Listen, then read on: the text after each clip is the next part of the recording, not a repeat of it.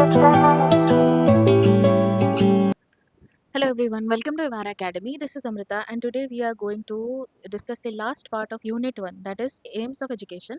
We are discussing perspectives of education, PE1, Education, School and Society. The Unit 1 is Understanding Education.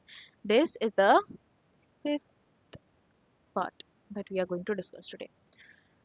Aims of Education. तो aims क्या है, मतलब गोल क्या है, purpose क्या है, एजुकेशनल एफर्ट्स यानी जो हम पढ़ाते हैं बच्चों को, क्यों पढ़ाते हैं, किस लिए, कारण क्या है उस चीज़ का, और हमारी जो एजुकेशन प्रोसेस है, जो करिकुलम में सब्जेक्ट है, जो मेथड है, जो हम लोग मतलब इवैल्यूएशन जो हमारा हो रहा है, वो सब किस चीज़ के लिए हो रहा है, राइट। वो आज हम समझने की कोशिश करेंगे कि हम जो ये सब पढ़ा रहे हैं, करा रहे हैं बच्चे को, उस सब का एम क्या है, क्यों करा रहे हैं, what is the reason, what is the purpose.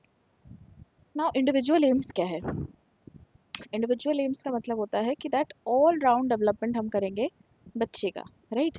तो ऑल राउंड डेवलपमेंट क्या होता है, उसकी पर्सनालिटी, उसके अंदर की जो टैलेंट है, उसका इंटरेस्ट है, उसकी ताकत, उसका स्ट्रेंथ, वो हम डेवलप करें ताकि बच्चा खुद डेवलप हो पाए, अपने आप को डेवलप वो कर पाए। उसको एक पुश की ज़रूरत होती है, तो वो पुश हम एजुकेशन के माध्यम से उसको देंगे।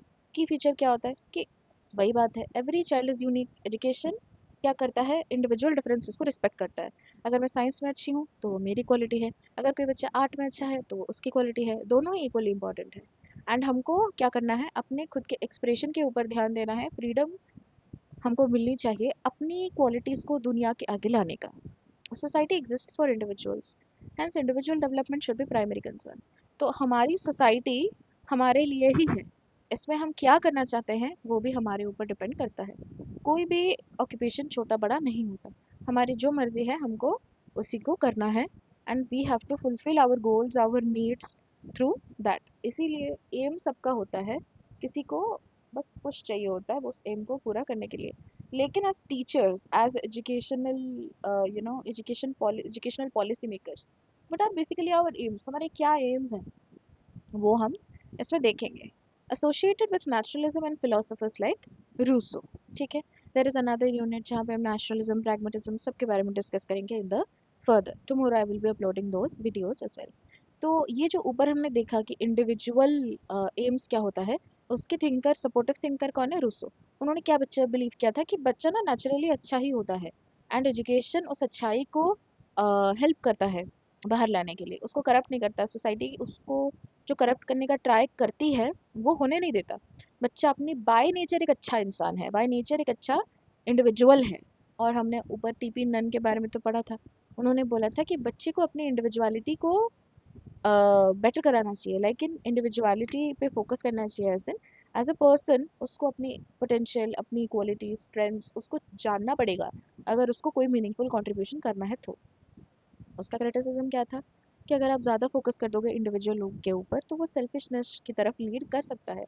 neglect of social responsibility, neglect of social responsibility is what, an individual has responsibility to multiple people, but हमारा एज अ टीचर रिस्पॉन्सिबिलिटी है स्टूडेंट्स की तरफ, हमारा एज एन इंडिविजुअल रिस्पॉन्सिबिलिटी है towards our parents, towards our country. अगर हम अपने आप पे ज़्यादा फोकस करेंगे तो हो सकता है कहीं ना कहीं हम बाकी एस्पेक्ट्स के साथ जो इम्पोर्टेंट रिस्पॉन्सिबिलिटीज़ है हमारी, जो बच्चे के लिए जो रिस्पॉन्सिबिलिटी हमको प्ले करनी है, and as a doctor patient के लिए जो हमारी रिस्पॉन्सिबिलिटी है, जो हमको करना है काम, या फिर हमारे पेरेंट्स के प्रति जो रिस्पॉन्सिबिलिटी है, उसको हम कहीं ना कहीं नज़रअंदाज कर सकते हैं। ठीक है, वो अच्छी बात नहीं होती। आप अपने आप पे फोकस करो, लेकिन उसके साथ आपको आपकी सोसाइटी के साथ भी उसको अपने हाथ पे लेके चलना है साथ साथ। तो अनलिमिटेड फ्रीडम में not prepare the child for practical demands of social living. Unlimited freedom का मतलब क्या होता है, बच्चे को अगर अनलिमिटेड फ्रीडम दे दिया जाएगा, तुमको जो करना है करो, तो वो क्या करेगा, वो सोचेगा कि ज़िंदगी में कोई चीज़ का कॉन्सिक्वेंसेस नहीं होता, तो वो बुरी चीज़ें भी करेगा क्योंकि उसको कॉन्सिक्वेंसेस नहीं पता है। अगर हम आपको उसको बताएंगे कि तुमको जो करना है तुम कर सकते हो, लेकिन उससे किसी और को हैम्पर नहीं होना चाहिए, तो that becomes a clearer distinction. बच्चा डिफरेंशिएट कर पाएगा कि हाँ, इस चीज़ से ज़्यादा इम्पोर्टेंट मुझे हेल्प मिलता है, एंड हाँ ये मैं चीज़ करूँगा, लेकिन ये चीज़ अगर किसी को दुख पहुँचाती है, कि हर्ट करती है, कि क्या करती है, कि मेरी क्वालिटीज़, लाइक फॉर एग्जांपल एक बच्चे को पेंटिंग करना है, वो पेंटिंग करे, कोई प्रॉब्लम नहीं है, लेकिन अपनी पढ़ाई नेग्लेक्ट करेगा, खाना पीना नेग्लेक्ट करेगा, हेल्थ नेग्लेक्ट करेगा, उसके कॉस्ट पे तो पेंटिंग नहीं करना है ना। That is the example. Social aims of education, what are they. The view holds that the primary purpose of education is to prepare the individual. हाँ बस, तो क्या बात हुई इसमें कि दैट एक इंडिविजुअल को एक प्रोडक्टिव मेंबर ऑफ सोसाइटी बनना है, सोसाइटी में कंट्रीब्यूट करना है, अपने हेरिटेज, कल्चर, वैल्यू, उन सब का एक कोहिजन मेंटेन करना है, प्रोग्रेस उसको देखना है। क्या मतलब होता है उस चीज़ का कि दैट एक इंसान अपने कल्चरल हेरिटेज जो है बिलोंग करता है उससे, फॉर एग्जाम्पल मैं उड़िया हूँ, ठीक है, तो मेरा काम बनता है, मेरा रिस्पॉन्सिबिलिटी बनता है कि कहीं ना कहीं मैं यहाँ के लोगों के लिए कुछ अच्छा करूँ, और मेरी कल्चर जो है, मेरी वैल्यूज़ जो मुझे मिली हैं वो मैं अपने स्टूडेंट्स तक पहुँचाऊँ। तो उनको एक ऐसा इंसान बनाओ जो कि एक अच्छा मेंबर बन पाए सोसाइटी का, एक गुड मेंबर बन पाए, और अपने सोसाइटी के लिए कुछ ना कुछ कंट्रीब्यूट कर पाए, ठीक है। तो इसका क्या मतलब है कि एक इंडिविजुअल ना सोसाइटी के पार्ट की तरह एग्जिस्ट करता है, उसको एजुकेशन जो मिल रही है वो भी उसको हेल्प करेगी ये सारी चीज़ों को समझने के लिए। Must subordinate individual interest to social needs. तो ये क्या बोलते हैं यार, सबॉर्डिनेट मतलब नीचे आना। तो वो बोलते हैं कि तुम्हारी सोसाइटी की जो नीड है वो ज़्यादा इंपॉर्टेंट है, एंड इंडिविजुअल इंटरेस्ट उससे नीचे है, ठीक है। ये एम वही दर्शाता है। emphasizes socialization, discipline, citizenship, cultural transmission, ये सारी चीज़ें वो लोगों तक पहुंचाने की कोशिश करता है बेसिकली, कि आप लोगों से बात करिए, मिलिए, अच्छे से बिहेव करिए, डिसिप्लिन मेंटेन करिए, अनरूली मत बनिए। आप लोगों को सिटीजन के हिसाब से आपको क्या करना है, एक इंसान, अच्छा इंसान कैसे बनते हैं, एंड अपने देश के लिए आपका क्या क्या रिस्पॉन्सिबिलिटी है वो फुलफिल करिए, और अपने कल्चर को लोगों तक लाइए, अपने कल्चर की जो स्टोरीज़ हैं या फिर ट्रेडिशन है वो लोगों तक लाइए, ताकि वो भी आपके कल्चर के बारे में जान पाए। इसमें क्या पकड़ा जाता है, बोलता है कि सोसाइटी की नीड बहुत इंपॉर्टेंट होती है आपकी पर्सनल नीड, पर्सनल इंटरेस्ट से ज़्यादा। सपोर्टिव थिंकर कौन है? John dewy. In a balanced way वो बोलते हैं कि दैट एजुकेशन एक सोशल प्रोसेस है, तो इसीलिए ग्रोथ भी होगी एजुकेशन से। एंड एजुकेशन क्या है कि जिंदगी है, आप जिंदगी के लिए प्रिपेयर नहीं कर रहे हो, जिंदगी is not a sort of examination that you will be appearing. Life is education itself. It is not a preparation for something that is about to come. The more you learn in your day-to-day life, that is what an education is. फिर email दुर्खाइम कौन है? वो एक sociologist है, बहुत famous है। तो education is the socialisation of younger generation by the older generation, transmitting shared values and norms necessary for social solidarity.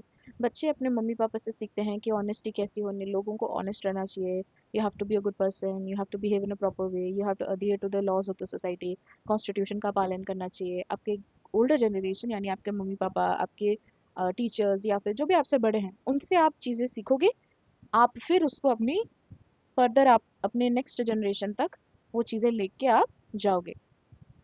तो इसमें क्रिटिसिज्म क्या था कि अगर आप बहुत ज़्यादा सोशल एम्स पे फोकस कर दोगे ना, तो आप इंडिविजुअलिटी और क्रिएटिविटी को सप्रेस कर दोगे। कैसे? Turning education to mere conformity training. मतलब आजकल बहुत सारे बच्चों को पेरेंट्स फोर्स करते हैं कि वो नीट ही करे, वो डॉक्टर ही बने, उनकी मर्जी नहीं पूछते, वो गलत बात है। अगर उसकी मर्जी है कि वो करना चाहता है तो ठीक है, लेकिन अगर नहीं है तो आप उसको ज़बरदस्ती वो कैसे करा सकते हो? उसके अंदर की क्रिएटिविटी खत्म हो जाएगी, उस बच्चे को डिप्रेशन होगा, उसको इंडिविजुअलिटी नहीं मिलेगी, उसको अपने हिसाब से काम करने का चांस नहीं मिलेगा, right. This is the table that will help you understand. तो बैलेंस्ड व्यू क्या है इसमें, मतलब एक हम कैसे एक बैलेंस फॉर्म कैसे कर सकते हैं कि दैट मॉडर्न एजुकेशनल थॉट, जैसे कि प्रैग्मेटिज्म यानी प्रैक्टिकलिटी, वो बोलते हैं कि दैट इंडिविजुअल एम्स और सोशल एम्स दोनों को साथ में लेके चलते हैं ना, तो एजुकेशन का बहुत ही अच्छा इफेक्ट आएगा लोगों के ऊपर, राइट। और बच्चे मीनिंगफुली सोसाइटी को कंट्रीब्यूट भी कर पाएंगे। तो एक एजुकेटेड पर्सन कौन होता है? जिसको पता चलता है through self realisation that social participation not in opposition to it. इसका मतलब क्या होता है? A truly educated person is one who achieves self realization। उसको क्या पता चलता है कि दैट हाँ, मेरी थॉट प्रोसेस क्या है, मेरी इच्छा क्या है, मैं क्या चीज़ मुझे पसंद है, मुझे क्या चीज़ करना है, लेकिन वो मैं सोसाइटी को साथ लेके करूँगा, झगड़ा करके नहीं करूँगा, वो मैं उसके साथ करूँगा, उसका हेल्प लेके करूँगा, राइट। एक सच्चा इंसान जिसने पढ़ा है, सारी चीज़ें उसको पता है, उसको सही गलत का अंतर पता है, वो क्या करेगा, लेकिन सॉरी, वो ये करेगा कि दैट अपना जो गोल्स है, अपना जो एम्स है, वो फुलफिल तो खुद से करेगा, लेकिन सोसाइटी को भी उसके साथ रिस्पेक्ट करके करेगा। ऐसा नहीं है कि मैंने खुद से मेरी मर्जी जो की मैंने कर दी, मैंने लोगों को हर्ट किया, मुझे फ़र्क नहीं पड़ा, मुझे पैसे चाहिए था तो मैंने चोरी कर दी, ये सारी काम नहीं। लोगों का भी भला हो, मैं अपना काम भी कर पाऊँ, अपना भी भला कर पाऊँ। अदर इम्पॉर्टेंट एम क्या होता है? Knowledge, acquisition of knowledge, obviously बहुत इंपॉर्टेंट है। Preparing individuals for livelihood and occupation, मतलब आपको अगर सिलाई पसंद है मतलब कुकिंग करना पसंद है तो these are all vocational education, मतलब आप उससे कहीं पे भी जॉब लेके नौकरी कर सकते हो, कोडिंग वगैरह करी या फिर वेब डेवलपर बने या फिर कंटेंट राइटिंग सीखी तो उस सबसे आप पैसे कमा सकते हो। फिर आपका मोरल और वैल्यूज कैरेक्टर वो सब डेवलप होना चाहिए, आप एक अच्छे इंसान बनो अंदर से। Preparing individuals to participate effectively in the democratic society. That is, a person has to adhere to the laws that are laid out by the constitution. उसको याद रखना पड़ेगा कॉन्स्टिट्यूशन के ऊपर वो नहीं है, अगर वो कुछ अपराध करता है तो उसका फल उसको मिलेगा। और आपका डेमोक्रेटिक सिटीजन होने के नाते आपका ये काम है कि अगर हमारी डेमोक्रेसी कोई चीज़ अच्छे से नहीं कर पाती तो हम उसके खिलाफ आवाज़ उठाएं, ठीक है, लोगों को हम सपोर्ट करें, और जिन लोगों के साथ बुरा हुआ है हम उनके अगेंस्ट प्रोटेस्ट करें। अगर कुछ बुरा हमारे साथ हो रहा है तो हम गवर्नमेंट से अकाउंटेबिलिटी एक्सपेक्ट करें, हम उनसे प्रश्न पूछें कि आपने ऐसा क्यों किया। जैसे अभी नीट की चल रही है लड़ाई, लोग प्रश्न पूछ रहे हैं कि आपका ये नीट पेपर लीक कैसे हुआ, क्योंकि इससे बहुत ज़्यादा बैडली अफेक्ट हो रहा है ना, लोग अफेक्ट हो रहे हैं, बच्चे अफेक्ट हो रहे हैं। तो ये आपको पूछने का अधिकार है, और ये पूछने का जो एक्सरसाइज राइट आपको मिला है उसको एक्सरसाइज करने का मतलब ही है कि डेमोक्रेटिक सिटीजनशिप आप कर पा रहे हो। आप वोट दो, आप वोट देना is a very important function of it. आप एक ऐसे इंसान को अगर वोट दे रहे हो जो अच्छा है तो अल्टीमेटली आपकी अच्छी ही होगी चीज़ें। फिर लास्ट इज क्या है, कंप्लीट लिविंग इन, मतलब आपको अपनी ज़िंदगी में सारी चीज़ें करनी है, ठीक है, तो सारी चीज़ों के लिए सारे एस्पेक्ट के लिए आपको एजुकेशन प्रिपेयर करेगा। This is the most important part, education policy से हर बार क्वेश्चन आता है every time. So we'll just read it out and you will be able to understand it as it is. The points are very easy. Secondary Education Commission, also called as the Mudaliar Commission. Background, set up under the chairmanship of Dr. A. Lakshman Swamy Mudaliar to review the state of secondary education in independent India and recommend reforms. तो उन्होंने क्या recommend किया था? पहला, development of democratic citizenship, हमने ऊपर discuss किया। Improvement of vocational efficiency, we discussed अब कि बच्चों को नए नए टेक्निकल हो गया, एग्रीकल्चरल हो गया, कमर्शियल हो गया, ये सारे स्किल सिखाओ तभी जाके वो डेवलप कर पाएंगे। फिर बच्चे की पर्सनालिटी डेवलप करिए, इंटेलेक्चुअल उनकी बुद्धि डेवलप करिए, उनको इमोशनली प्रिपेयर करिए, उनको मोरालिटी उनकी डेवलप होनी चाहिए। मोरल साइंस एक टॉपिक होता है ना जहाँ पे आपको सही गलत का अंतर पता चलता है, वो बच्चों को पता चलनी चाहिए। फिर एजुकेशन फॉर लीडरशिप, यानी आप एक अच्छा लीडर कैसे बन सकते हो। तो बच्चे को अगर हम सोसाइटी के बारे में सिखाएंगे, पॉलिटिकल साइंस सिखाएंगे, हमारे industrial and cultural, like everything, basically a kid will be going out of the school and will be able to face anything that comes along their way in life. कोई भी field में जाए, वो कोई भी national life में कोई भी फील्ड पे हो जाए, वो बच्चा हर जगह पे अपनी काबिलियत शो कर पाएगा, लीडरशिप रोल्स वो वहाँ पे ले पाएगा। रिकमेंडेड डाइवर्सिफिकेशन ऑफ कोर्सेज, हाँ, तो आज जो कॉमर्स आर्ट्स साइंस है वो सब इन्हीं के कारण है। Next comes education commission, also called as the Kothari commission. तो उनका नाम, इसका मतलब कौन थे chairman, doctor D S Kothari, and the report was the name, उनका क्या था, education and national development. Famous slogan क्या है, the destiny of India is now being shaped in her classroom. सही बात है, इंडिया के आगे का फ्यूचर कैसा होगा वो वहाँ के बच्चे डिसाइड करेंगे। क्यों? क्योंकि अगर अच्छे बच्चे होंगे तो अच्छी सिटीजन बनेंगे और एक अच्छी डेमोक्रेसी क्रिएट करेंगे, नहीं तो कंप्लीटली उल्टा होगा। फर्स्ट इज इंक्रीजिंग प्रोडक्टिविटी, बच्चों का वर्क एक्सपीरियंस उनको दो। टेक्नोलॉजिकल एजुकेशन, उनके मतलब टेक्नोलॉजी इन्वॉल्व करो उनके एजुकेशन के प्रोसेस में, आईसीटी वगैरह लाओ ताकि बच्चे सीख पाएँ अच्छे से। Achieving social and national integration, इसका मतलब क्या है कि आप बच्चे को उसके लैंग्वेज के हिसाब से सिखाओ। थ्री लैंग्वेज फार्मूला है ना, यहाँ से आया था कि दैट आप बच्चे को अपने मदर टंग में अगर सिखाओगे तो अच्छे से समझ पाएगा। Strengthening democracy, accelerating modernisation. Accelerating modernisation मतलब जब आप techniques, modern modern techniques use करते हो अपना पढ़ाई के प्रोसेस में ना, तो बच्चा क्या करेगा, सुपरस्टिशन से दूर होता जाएगा। अगर आप उसको एक्सप्लेन करोगे कि जब बिल्ली रास्ता काटती है तो उसमें कुछ प्रॉब्लम नहीं है, एंड बिल्ली वो बस पास करा, it is not mean that they will have an accident and they will die, ठीक है, तो वो बच्चा डिफरेंशिएट कर पाएगा कि हाँ, साइंटिफिक थिंकिंग अगर डेवलप हो रही है तो सुपरस्टिशन से बच्चा दूर जाएगा, वो क्वेश्चन करना सीखेगा। लोग जो उसको बोलेंगे वो ऑल ऑफ सडन उसको बिलीव नहीं करेगा, वो उसको प्रश्न पूछेगा कि क्यों, ऐसा क्यों होता है। That is how they will learn. Outdated practices will move away. Similarly, that is how सती प्रथा, ये सारी चीज़ें हमारी कल्चर से बाहर आई, मतलब निकल गई। क्यों? क्योंकि लोगों ने एजुकेशन उनको मिला और उन्होंने क्वेश्चन करना चालू किया कि किसी इंसान को मारना, जिंदा इंसान को मारना उसकी इच्छा के बिना हमारी कल्चर का पार्ट कैसे हो सकता है। फिर क्या होता है, उनका मोरल डेवलप होगा, मोरालिटी डेवलप होगा, social spiritual values, they will it will be developed. तो 10+2+3 pattern and 3 language formula, two most important things. Then comes national policy on education, it was under the prime minister Rajiv Gandhi, and फिर उसको renew किया गया, modify किया गया and during PV Narasimha Rao's government. And these are the two names. You can also note it down: Ramamurthy Committee and Janardhan Reddy Committee. तो इसमें क्या था? Removal of disparities. बहुत सारे ऐसे बच्चे हैं, आज भी कास्टिज्म इंडिया में बहुत है. एजुकेटेड जगह पे भी आप देखेंगे कि लोग कास्टिज्म करते हैं. आपको लगता होगा कि नहीं, एजुकेटेड लोगों में तो नहीं होता होगा, लेकिन नहीं, एजुकेटेड लोग भी करते हैं. गर्ल्स को चांस नहीं मिलता, people who are from under privileged backgrounds उनको भी चांस नहीं मिलता. और आज भी अपने जगह के लिए फाइट करने के बाद भी उनको हर जगह डिस्क्रिमिनेशन फेस करना पड़ता है, which is a very bad thing. और उनके सेक्शंस को एजुकेशन, मेन स्ट्रीम एजुकेशन में उनका पार्ट बनाना is our responsibility. Then universalisation of elementary education. इसका मतलब है कि दैट 14 साल तक सारे बच्चे को फ्री एंड कंपलसरी एजुकेशन मिलना पड़ेगा, with focus on retention and quality and not just enrolment. कि बच्चे को रहना भी है, वहाँ पे आके पढ़ना भी है, उसको सीखना भी है, वो सिखाना भी हमको है. नेशनल सिस्टम ऑफ एजुकेशन क्या है? कि दैट एक जो कॉमन एजुकेशनल स्ट्रक्चर था, उसके साथ साथ उसमें आप फ्लेक्सिबल कंपोनेंट्स भी ऐड करें. जैसे कि लाइक फॉर एग्जांपल, बच्चों को अभी उनके सिलेबस, मतलब जो सब्जेक्ट्स हैं उसके साथ साथ कोडिंग या फिर डांस, म्यूजिक, ये सभी सिखाया जाता है. तो सारी चीज़ों के साथ साथ बच्चों को इंटरनल चॉइस भी मिलनी चाहिए. ऐसा नहीं है कि हम सारे अपने हिसाब से करवा दें. इंटरनल चॉइस भी बच्चों के लिए इंपॉर्टेंट है. Like for example, in our course structure also we are given a lot of options कि आप अपना मेथड सब्जेक्ट चूज कर सकते हैं, या फिर आप परफॉर्मिंग आर्ट्स चूज करते हैं, विजुअल आर्ट चूज करते हैं, आपकी मर्जी. फिर क्या है? Vocationalisation of education. Of course, तो बच्चों को +2 में क्या करना है? वोकेशनल एजुकेशन उनको सिखाना है, ताकि पढ़ाई के साथ साथ वो जॉब अपॉर्चुनिटीज़ के लिए भी आगे बढ़ पाएँ. एडल्ट एजुकेशन क्या है? कि दैट जो लोग अडल्ट हैं लेकिन उनको पढ़ाया नहीं गया है, कोई भी कारण से वो पढ़ नहीं पाए हैं, उन तक भी पढ़ाए बच्चे जो, मतलब पाठक्रम है, यानी एजुकेशन है, उनको भी मिल पाए. बेसिक एजुकेशन उनको प्रोवाइड करना है. फिर promoting value education, obviously secularism, socialism, ये सारी चीज़ें बच्चों को जानने की आवश्यकता है. बच्चों को जानना है कि कोई हिंदू, मुस्लिम, ये जो चीज़ें मतलब में अगर आती हैं, तो उनको रियलाइज़ करना है कि हमारी कम्युनिटी में ना it is diversed, right? There are going to be other communities that are a part of it. So we have to respect everybody. We can not diminish somebody. या फिर कोई अगर माइनॉरिटी ग्रुप से belong करता है तो हम उसको हर्ट नहीं करेंगे, राइट? तो इंडियन कॉन्स्टिट्यूशन की जो भी सारी वैल्यूज़ हैं वो उसको अच्छे से पता होनी चाहिए. Use of educational technology, obviously radio, television, computer, ये सब हमको ऐड करना है. फिर operation black board, one of the major things here. Operation black board का मतलब क्या है? कि स्कूल में जो जो इंपॉर्टेंट फैसिलिटीज़ होती हैं, ब्लैक बोर्ड हो गया, पेन हो गया, फिर हमारी ऑफिशियल चीज़ें हो गई, चॉक बोर्ड हो गया, फिर चॉक हो गया, डस्टर हो गया, जो भी बेसिक फैसिलिटीज़ चाहिए सब मिलेंगी. यहाँ पे फिर आप देख सकते हो एनसीटी ये इस्टेब्लिश हुआ था, फिर डीआईटी ये इस्टेब्लिश हुआ था, नवोदय विद्यालय ये इस्टेब्लिश हुआ था. Very major points must mention.